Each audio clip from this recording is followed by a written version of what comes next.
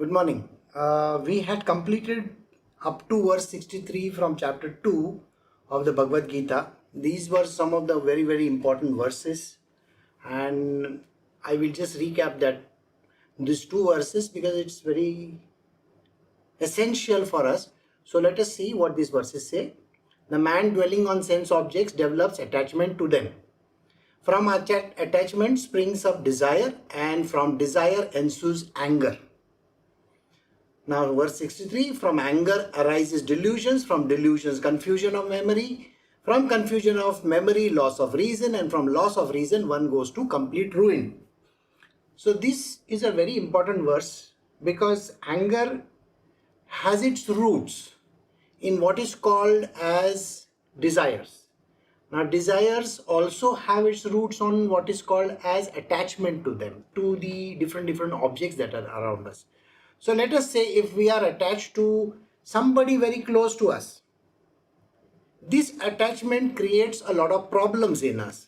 So if I am attached to my child, then this particular attachment creates problems in the way that when I have a problem with the child, so it says the sense object. Remember the sense objects and the object outside are three separate things. The sense is vision, the sense object is the eyes, and the object outside is the person or thing or place. Whatever. These three things you should always remember. People, places and things. Attachment to any object outside of your own being can create problems in people. So, man dwelling on sense object develops attachment for them. So what happens? I was just seeing a small glimpse of a movie called Beta. This is a Hindi movie. Now, this particular Beta, the Beta means a son, he has a tremendous attachment to his mother. And when something happens to her, he gets very upset and angry. So it is an object of desire. Desire need not be what is called as lusty desire. It can be any kind of a desire. It can be a desire that I want to own a car. I want to live in some place. Now you may say that I want to live in London, New York, some such kind of a place. It's an attachment to that place. So when you have a problem of attachment, that you are so much attached to that thing, people, places, I said, then it so happens that when this object doesn't conform to your wishes, if that object doesn't conform to your wishes, then the problem arises. So, from attachment springs up desire. So, the desire to own this object. I want to go here, I want to do this, I want to eat that, I want my mother, I want my father or whatever it is. So, these are the desires. And when these desires come, then unfulfillment happens. Even in marriage, I think that day I gave you all example of marriage and autistic children. Now marriage also is such a thing that people feel that they are in love in marriage.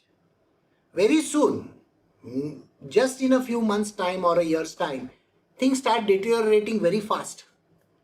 And this desire that that person should behave in such a manner, or expectation that there is, I want him like this, or I want her to be like this, and pushing their own desires onto that person, that you should be this or you should be that, you should be doing this. This kind of desires, when they are unfulfilled, these unfulfilled desires causes a massive rift. So this unfulfilled desire ensues anger.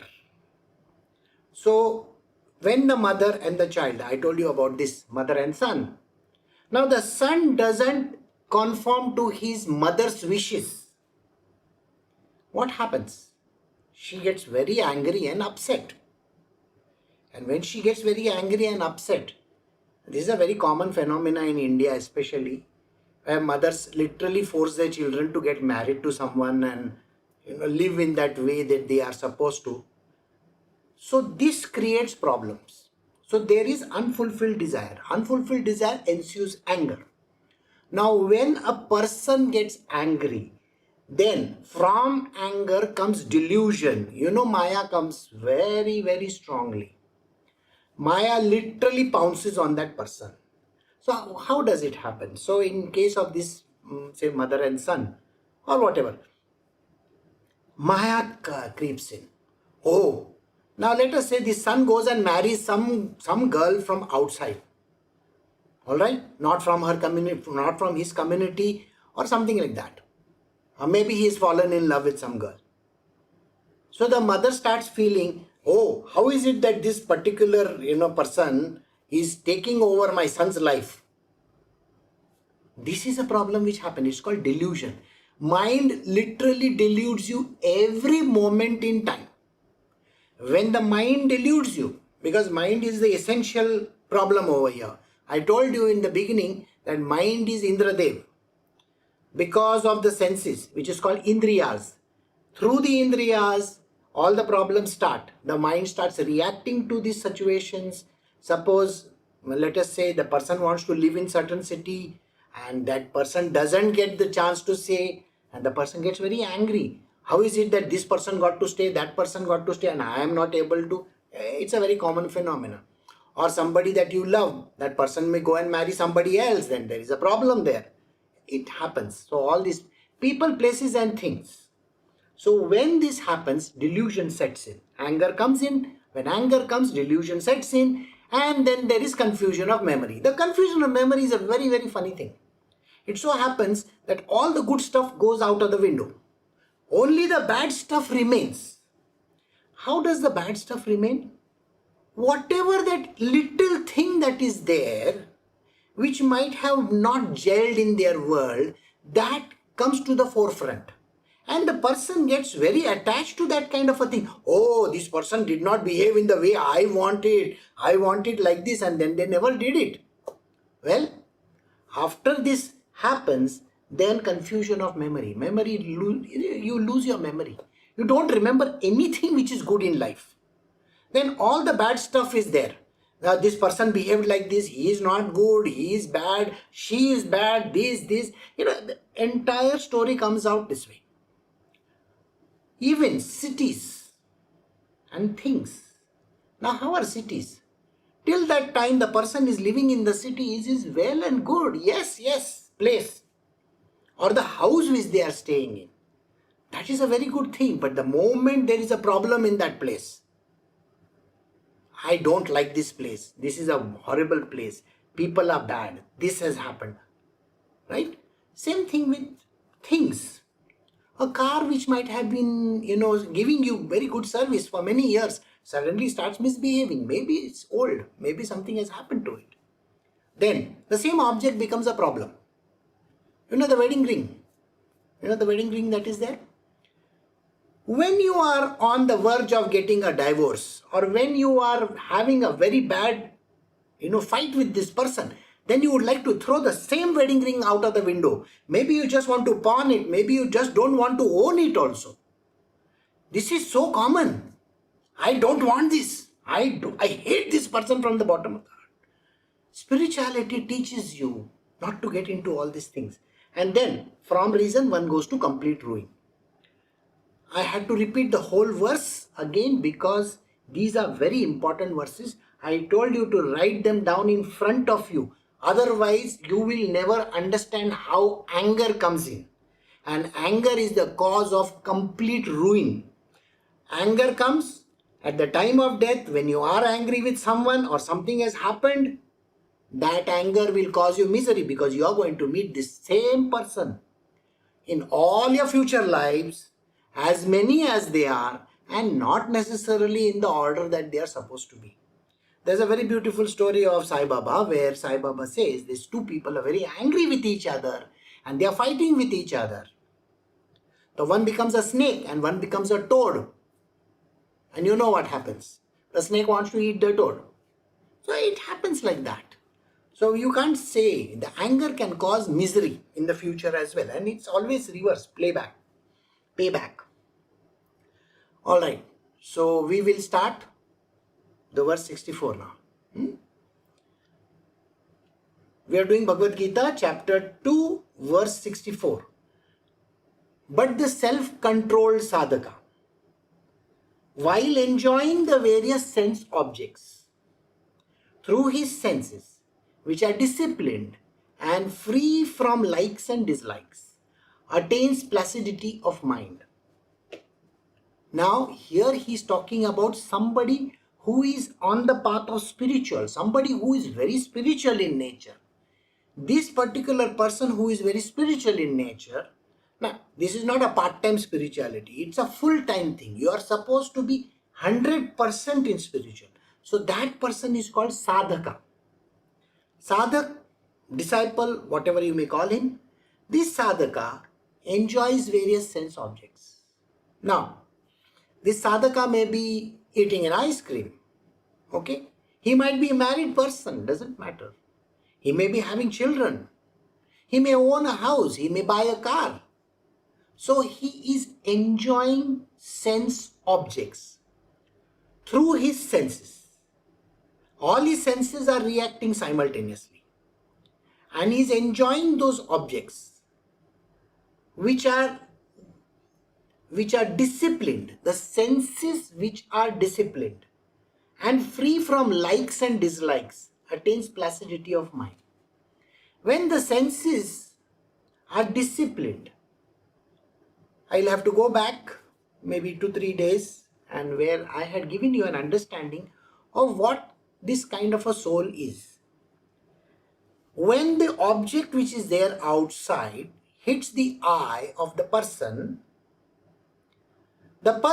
enjoys the object, but he doesn't possess it. Did you get this? He enjoys the object means he is taking part in whatever that is needed, but doesn't actually enjoy it. So, he may be watching a movie. The movie is going on in front. The person is just watching the movie for the sake of watching, but is not interested in trying to do some analysis of it, or saying that, oh, this person is acting like this, that person is acting like that, this fellow killed him. You know, the people get carried away by these kind of things. Alright? In my life, I have my mother. She was very much interested in, when the villain was following the heroine, she wanted to bash him up. She wanted to kill him. She wanted to murder him. Why? Because she used to look at the television and say, look at that fellow, he's following you. Be careful, don't get trapped into all these things. See, this is what happens to a normal human being. Normal human beings get caught up in this web of likes and dislikes. I don't like this, I hate this thing. You know, this is what I like. This is so beautiful. This is so nice. This is so beautiful. What is this beauty and not beauty? Somebody was asking me, which is your favorite city? So I was just talking something and they said, Paris. Is Paris a very important city for you? I said, yeah. You see, in Mumbai where I stayed, there was a television tower. Okay? It was exactly like the Eiffel Tower. It doesn't make sense to me. You go and see one metal structure over there and enjoy that metal structure, it's not a great thing. Yes, there is a metal structure. There is a particular, Arc de Triomphe, they call it, which is basically, in India, we have India Gate. What is the big deal in that? You go to a city, you enjoy some things. That day also I was giving you the same example. Or, what is it that you may like? So immediately the person said, oh, your favorite book is Larousse Gastronomy. Okay. Cordon Bleu, you want to go there for that sake? No. I would rather read about it. I would rather see what is there in that book. It is just for knowledge purpose. I am not interested in eating those dishes or enjoying that scene over there or doing something like that. It is there in literally all the cities of this world. Even if you go to Bangalore, it's the same thing. What is there to enjoy? Where you are, that place is very important to enjoy. So, don't get carried away by likes and dislikes. I like this, I don't like this. So those who are true sadhakas, they do not have any likes or dislikes. They do not actually start giving out answers that I like this, I don't like this is so beautiful, that is least bothered, because that is what you got to be. Bhagavad Gita is all about having placidity of mind and not getting carried away by things. So he says, Shri Krishna says over here, self-controlled sadhaka. The person should be self-controlled while enjoying the various sense objects through his senses, which are disciplined. The senses need to be disciplined. You cannot say that I want to, eat this too much. Or just because I am getting it, I don't need to eat it. I can just enjoy a little bit of it. Why? Because it can just the taste will linger on your tongue for millionth of a second, and after that it is gone and it becomes poop. I mean, think about it. Everything that you eat and drink, whatever that you do, finally it is only the tongue which has the taste. After that, what happens to that object? Nothing. It is exactly that. And then what happens? He says that once the senses are disciplined, free from likes and dislikes, attains placidity of mind. So you need to have placidity of mind, not get upset or angry when things don't fall in your favor. Anger is the root cause of all evil. The moment you get angry, upset, or somebody says something or somebody does something to you and you are getting upset because of that, you are going to go to hell. Please understand this. There is a one clear verse where Krishna says, anger is the doorway to hell. This is in the Bhagavad Gita, so don't forget this verse. So you understand? You cannot have likes and dislikes. We have done an entire 4 days of satsang where it was mentioned, you got to have equanimity of mind, equipoise of the mind. Same thing is getting repeated, but slightly in a different format. So now we'll move to the next verse. We are doing Bhagavad Gita chapter 2 verse 65. With the attainment of such placidity of mind, all his sorrows come to an end, and the intellect of such a person of tranquil mind soon withdraws itself from all sides, becomes firmly established in God. Well, we are talking about a sadhaka. Now the sadhaka, when he is not attached to any object, he has no likes or dislikes, he is just living a life without having disruptions like I like this, I like that. He has equanimity of mind. When a person has equanimity of mind, then when he has the placidity of the mind, when the mind is placid, you see, placidity of the mind is never observed in people who are in the material realm. You know, the Democrats are against the Republicans are against the Democrats. Those who are supporting them, they are also against each other. The religious people are against each other. Every religion, everybody is against each other. You see the whole point of it? Okay. The North Indians, South Indians, the South and the North divide even in the United States. Of course, you'll find the Europeans and the Africans down there. Of course, the problem is there. There are likes and dislikes. I don't like this. I hate that. This is like this. I like this person because he is like this or something like that. But you have to attain the placidity of mind. And when you have the placidity of mind, all the sorrows come to an end. There are no sorrows in the mind of anybody then. See, what happens is, when you have placidity, satisfaction comes to you. You see, when a person has, actually yesterday I was sitting with some farmers and they were earning a very minuscule amount of money. They get maybe about a couple of, say, kilos of grains or quintals of grains. Earlier on, they would be very happy and satisfied with what happened to them. But today what has happened is, this person has to go out and work. So I went out with this person to see what he does. he showed me around and he said, I have planted these 250 coconut trees. I asked him, why has he done that? So he told me that, my future generation is not interested in what I am doing. The girls have got married. The son is in his own trip. He wants to become a businessman. He's not interested in any of these things. I am an old man. I have to take care of myself. In my future years, these 250 trees, I don't have to actually tend to them. So I am not going out in the field to tend to these trees. They get water on their own. The coconut agents that are there, contractors, they will come and remove the coconuts and they will give me a certain amount of money. So it is like an automatic income. People want automatic income. Why?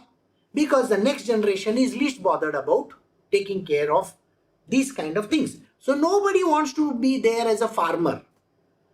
To find few people to do farming is the most difficult thing in the world today.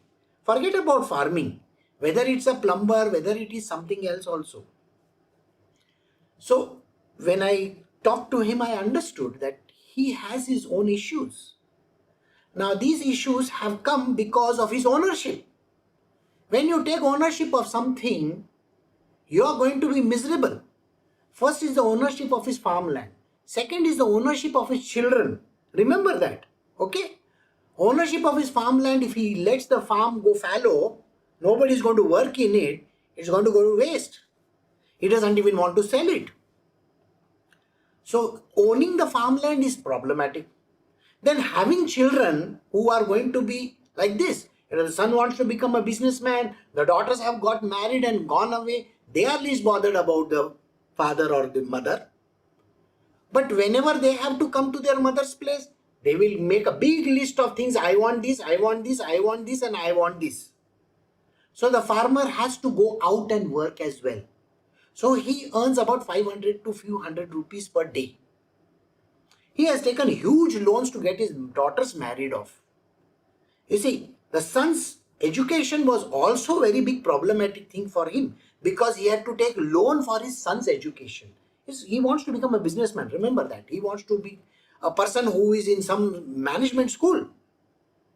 He wants to do post-graduation now. So his father has to take money from outside.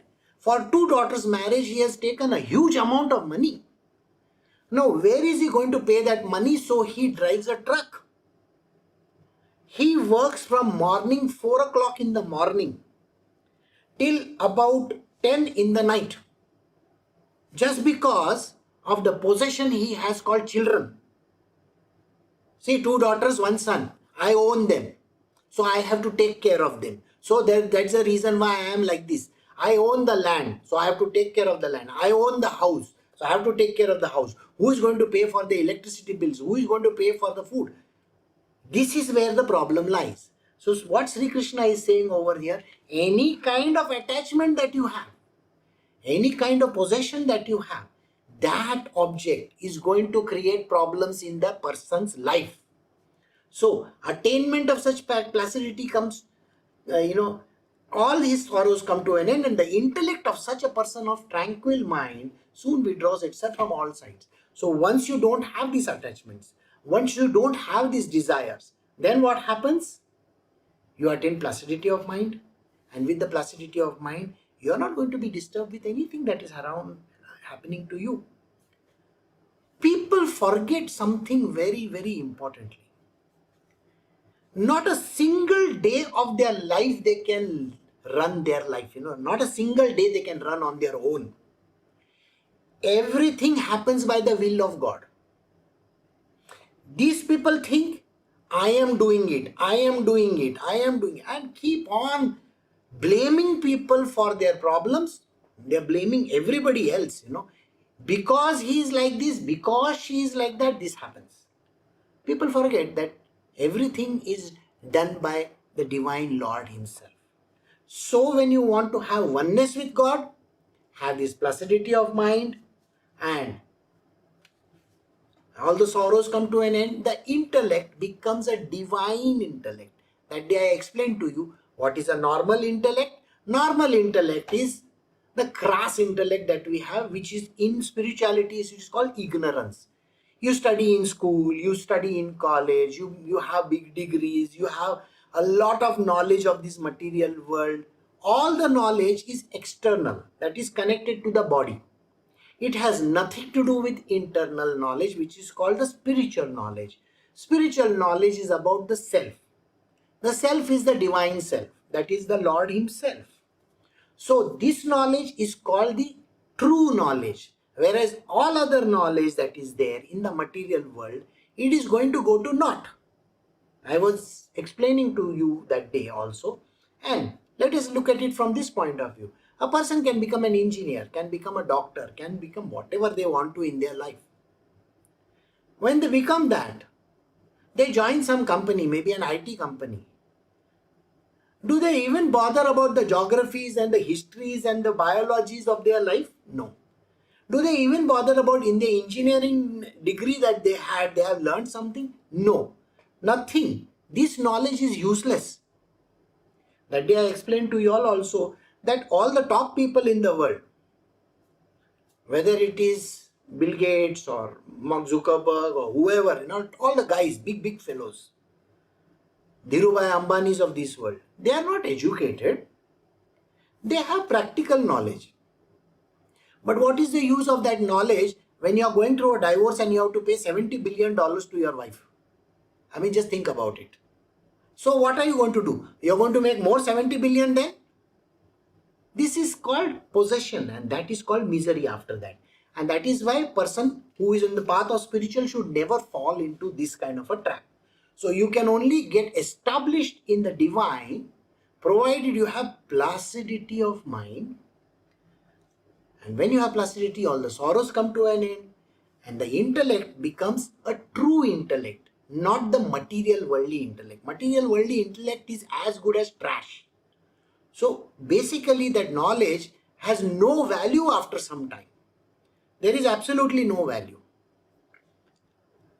And soon withdrawing itself from all sides. So this particular person becomes completely withdrawn from all sides. He is not interested in anything. Like this farmer, if he becomes a spiritual person, then he is not going to be doing anything about if he gets money or he doesn't get money. He will be satisfied with whatever farming he does. Do you get it? He is not going to be disturbed by all these things happening around him. So he will just be doing what is supposed to be done. That's it. So we will go to the next verse. We have little time there. So we are doing chapter 2, verse 66. He who has not controlled his mind and senses can have no determinate intellect, nor contemplation. Without contemplation, he can have no peace. And how can there be happiness for one lacking such peace of mind? So a very important verse. He who has not controlled his mind, some person who has never controlled the mind. Controlling of the mind is very critical for everybody to become peaceful and calm. Remember, I hope you remember the verse where Shri Krishna says, it is the mind which has to be decimated. Then it is called yoga. Yoga is not physical activity. Yoga is when you have decimated your mind. Control of your mind, decimation of your mind is the only yoga which Krishna is talking about. He is not talking about any physical activity or anything like that. So here Shri Krishna is very clearly saying that when you have placidity of mind, when you have completely sorted out your mind, then you are on the way to God. But there are some people in this world whose minds are not controlled. They see an object, and the moment they see an object, they feel very upset and angry. Now let us say you are going for a party and you meet somebody who you have some animosity with. Immediately the person feels, I don't want to see this person. This person is not good.